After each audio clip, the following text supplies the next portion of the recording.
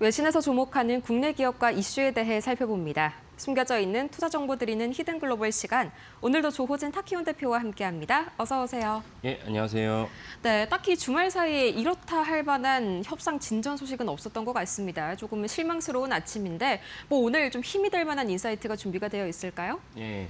그 전쟁은 전쟁대로 벌어지는 거고 네. 전쟁 대신에 또 이제 셀러리맨들은 열심히 또 일을 합니다. 일을 해서 이제 시장한테 변동했는데 그 부분을 좀 집중해 주시면 좋을 것 같은데 오늘 첫 번째 말씀드릴 거 SK하이닉스에서 노무라 증권이 비교적 계속 우호적인 리포트와 시각을 계속 유지하고 있었지만 더 목표가를 상향했다는 리포트를 갖다가 같이 좀 다루고자 합니다.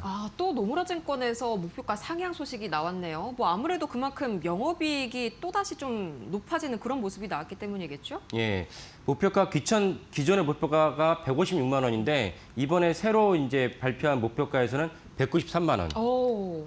그러니까 200만 원을 코앞에 뒀다는 거니까 또 그쵸. 다른 어떤 분기점이 될 것 같습니다. 그리고 좀 전에 이제 말씀하신 대로 이 정도 목표가를 높였을 때는 영업이익이 올라가는 것인데 영업이익이 올라가자 가장 큰 배경은 무엇이냐면 디램 가격이 메모리 반도체 가격이 계속 올라가고 있지 않습니까? 네. 여기에는 이제 디램뿐만 아니라 낸드 플래시도 같이 올라가는데 노무라 증권은 어떻게 전망했냐면 올해 2분기에 메모리 가격이 전분기, 그러니까 1분기죠. 1분기 대비 1분기도 사실 작년 하반기보다 많이 올랐음에도 불구하고 1분기 대비 2분기의 메모리 가격, 디램 가격이 51% 오를 것이다 라고 전망을 했습니다. 그리고 또 다르게 중요한 낸드 플래시도 중요하죠. SK하이닉스가 낸드 플래시 2등 기업이고 많은 분들이 아시겠지만 3등 기업이 이제 일본의 키옥시아인데 키옥시아에 대해서 거의 한 30% 가까이 이제 그 지분을 갖고 있기 때문에 그것이 고스란히 또 SK하이닉스의 순이익에 반영이 됩니다. 그래서 낸드 플래시도 중요한데 낸드 플래시는 이제 전분기 대비 50% 가격이 올라간다라고 이제 노무라 증권이 발표했습니다. 그러니까 네. 노무라 증권 스스로도 예상한 것보다 더 많이 올라갔기 때문에 그래서 이제 그 목표가를 올렸습니다. 목표가를 올리다 보니까 올해 예상되는 영업이익 역시 노무라 증권의 당초 영업이익보다 36% 성장한 270조 원. 어우, 듣기만 해도 엄청나지 않습니까? 근데 내년 영업이익은 더 올라가서 내년 영업이익은 원래 노무라 증권의 기존 전망치보다도 37% 올라간 381조 원. 엄청난 수치입니다. 이렇기 때문에 노무라 증권이 전쟁에도 불구하고 우리는 계속 반도체에 대해서 이제 긍정적인 시각을 유지하고 있다라고 이제 발표했습니다. 그런데요. 좀 구글의 터보컨트가 무색해질 정도로 엄청난 영업이익이 아닐 수가 없습니다. 그러면은 이 정도 됐을 때 밸류에이션이 궁금한데요. 지금 각각 PER 기준으로 한번 볼까요? 예, 가장 중요한 요리 보통 많은 분들 아시겠지만 예전에 반도체는 PBR 기준으로 주가를 나눴습니다. 왜냐하면 네. 반도체 사이클이 18개월 단위로 올라갔다 내려갔다 하니까 보통 PER로 한다면 3년치를 끌어와야 되는데 18개월 주기로 이제 왔다 갔다 하니까 PER이 적합하지 않다라는 인식이 있어서 PBR로 했는데 많은 분들이 아시겠지만 이제는 사실 마이크론이 컨퍼런스 콜에서 주장을 했고 또 저희가 몇 번 말씀드렸지만 이제는 반도체를 갖다 평가할 때는 적어도 PBR이 아닌 PER을 평가해야 된다. 왜냐하면 5년 단위로 이제 계약을 갖다 확산하고 있기 때문에 5년 단위면 충분히 PER을 평가하기에 충분한 환경이 조성이 됐죠. 그래서 PER 기준으로 했을 때 노무라 증권의 어떤 그 영업이익을 예상을 한다면 금요일 날 종가였던 SK하이닉스의 금요일 날 종가였던 92만 2천 원 기준으로 했을 때 올해 PER은 3.16. 내년 PER은 2.27배입니다. 그러니까 제가 거듭 말씀드리지만 주가가 높다는 것을 100만 원이다, 20만 원이다 이렇게 평가하시면 안 됩니다. 삼성전자가 20만 원 왔다 갔다 하고 있지만 2017년대 그때 이제 10월에 갑자기 당시 권오현 CEO가 삼성전자를 50분의 액면 분할했거든요. 그러면 삼성전자는 50분의 액면 분할하기 이전 주가라면 지금 얼마입니까? 1,000만 원이에요. 1,000만 원 쌉니까 비쌉니까? 이렇게 평가하시면 안 되고 PER과 PBR 기준으로 평가하셔야 되는데 SK하이닉스가 100만 원을 갖다 목전에 두고 있지만은 그럼에도 불구하고 올해와 내년 영업이익 기준으로 했을 때 PER이 2.27배다. 이건 너무 터무니없이 싼 가격이다라고 인식하시면 되겠습니다. 네, 정말 말도 안 되게 저평가가 되어 있는 그런 상황이네요.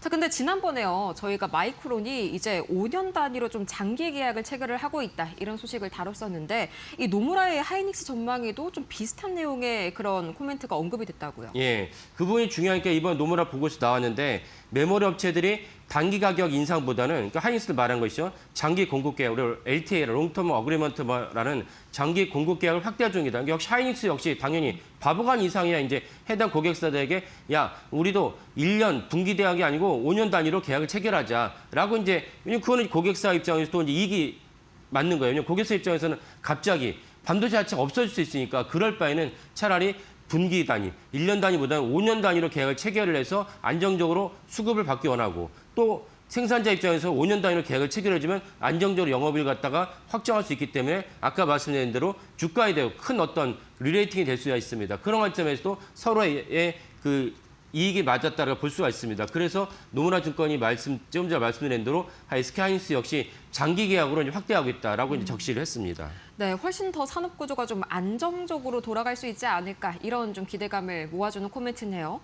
그러면 이제 디램이나 낸드는 그렇다 치고 HBM 쪽은 좀 어떤가요? 예, HBM 사실 이 모든 사태의 어떤 그 트리거가 되죠. 그래서 HBM에 대해서 이제 노무라 증권이 적시한 보면은 GPU 성능이 HBM보다 더 중요한 병목 요소가 되고 있다. 그러니까 전 세계에서 AI가 다 원하는데 AI로 생각했을 때 우리는 엔비디아만 생각하니까 GPU가 제일 중요하지 않냐라 보지만 지금 상황에서는 GPU보다도 사실 병목 현상을 갖다 일으키는 이제 원인은 GPU가 아닌 HBM이다라고 했습니다. 그러면 병목 현상의 주범이 HBM을 한다는 뜻은 무엇입니까? 초과 수요가 여전한 많다는 뜻입니다. 그래서 학습보다는 추론으로 이렇게 모두 이렇게 그 HBM이 중요하기 때문에 노무라 증권은 27년은 물론이거냐 28년까지도 초과 수요가 전망하고 있습니다. 그렇다면 우리가 바로 있는 그 HBM 시장, 결국 SK하이닉스 메모리 반도체 전체 수요 시장은 28년까지도 탄탄하다 이렇게 보시면 되겠습니다. 2028년까지 초과 수요를 전망을 한다니 뭐 당연히 우리 입장에서는 기대감이 높아질 수밖에 없는데 여기에 좀 한 가지 좀 물을 끼얹는 듯한 그런 사건이죠. 이란 전쟁이 벌써 좀 한 달째 장기화가 돼가고 있습니다. 여기에 대한 코멘트는 없었나요? 예. 그 제가 말씀드린 노무라 증권이 하이닉스에 대한 보고서에서는 없었지만 이후에 추가로 또 노무라 증권이 반도체 전체적으로 이제 아우르는 이제 보고서를 냈습니다. 네. 그 보고서를 보면 노무라 증권이 유가 상승 영향을 줄 수는 있는데 2개월 이내에 이란 전쟁이 마무리된다면 영향이 없다.